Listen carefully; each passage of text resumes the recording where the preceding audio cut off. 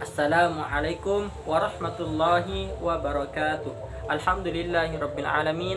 Wassalatu wassalamu ala sayyidina Muhammadin. Walhamdulillahi rabbil alamin.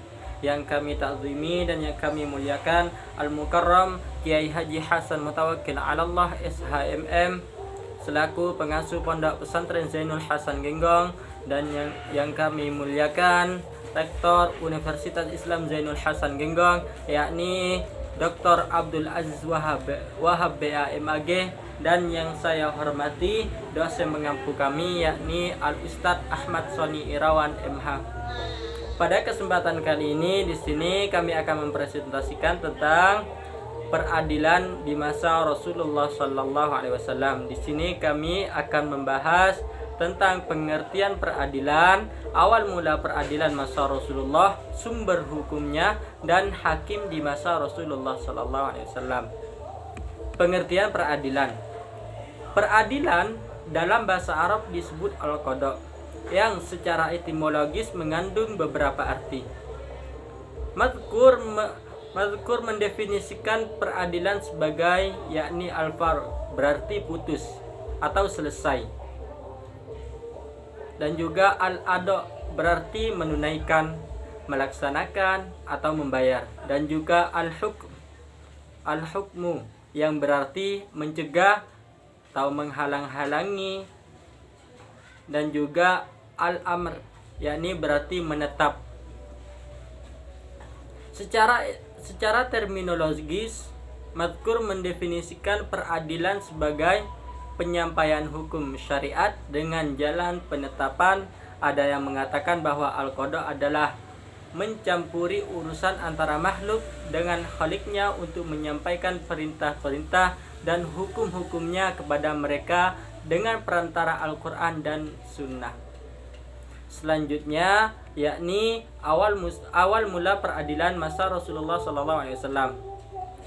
Setelah Nabi Muhammad SAW diangkat menjadi Rasul, mulailah beliau menyampaikan risalah dakwah kepada penduduk Mekah, terutama masalah akidah selama 13 tahun. Kondisi umat Islam pada saat itu masih lemah, baik dari segi kuantitas maupun kekuatan. Berbagai tekanan dan penindasan terjadi, sehingga belum memungkinkan untuk melaksanakan berbagai ketentuan agama, terutama masalah peradilan. Kemudian Allah Subhanahu wa taala memerintahkan Rasulullah sallallahu alaihi wasallam hijrah ke Madinah untuk melanjutkan risalah dakwahnya. Selanjutnya yakni sumber hukum. Sumber hukum peradilan pada masa Rasulullah sallallahu alaihi wasallam hanya dua, yaitu Al-Quran dan ijtihad Rasulullah SAW sendiri. Kalau terjadi suatu peristiwa yang memerlukan adanya ketetapan hukum karena terjadi perselisihan, atau ada peristiwa, atau ada pertanyaan atau permintaan fatwa, maka Allah Subhanahu wa taala menurunkan wahyu kepada Rasulullah SAW satu atau beberapa ayat Al-Quran untuk menjawabnya. Kemudian Rasulullah menyampaikan wahyu tersebut kepada umat Islam, dan wahyu inilah yang menjadi hukum atau undang-undang yang wajib diikuti. Sumber utama peradilan pada masa Rasulullah adalah wahyu ilahi yang berjujur ayat-ayat hukum dan dalam Al-Quran atau firman Allah. Sedangkan sumber yang kedua ialah ijtihad Rasul yang berwujud atau yang dinamakan hadis Rasulullah itu sendiri. Pada masa Rasulullah, jika terjadi suatu peristiwa yang memerlukan adanya ketetapan hukum, maka Rasulullah menetapkan berdasarkan wahyu, dan wahyu inilah yang menjadi hukum dan undang-undang yang wajib diikuti oleh masyarakat. Sebagaimana yakni firman Allah dalam Al-Quran An-Nisa yang artinya, sesungguhnya kami telah menurunkan kitab kepadamu dengan membawa kebenaran, supaya kamu mengadili antara manusia dengan apa yang telah Allah wahyukan kepadamu, dan janganlah kamu menjadi penantang atau orang yang tidak bersalah karena membela orang-orang yang khianat. Selanjutnya yakni hakim di masa Rasulullah SAW.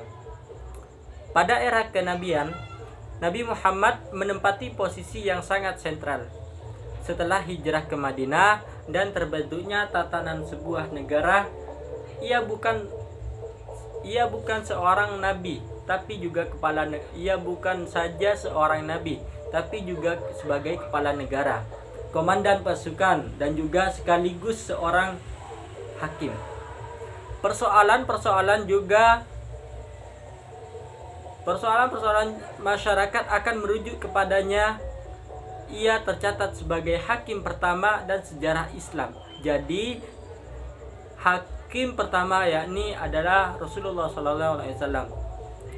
Kedudukan sebagai hakim tidak lain adalah bagian dari kenabiannya yang berfungsi untuk memutuskan perkara di antara manusia. Hal tersebut tertulis dalam Al-Quran pada surat An-Nisa ayat 65 dan juga ayat 105, dan surat Al-Maidah ayat 48.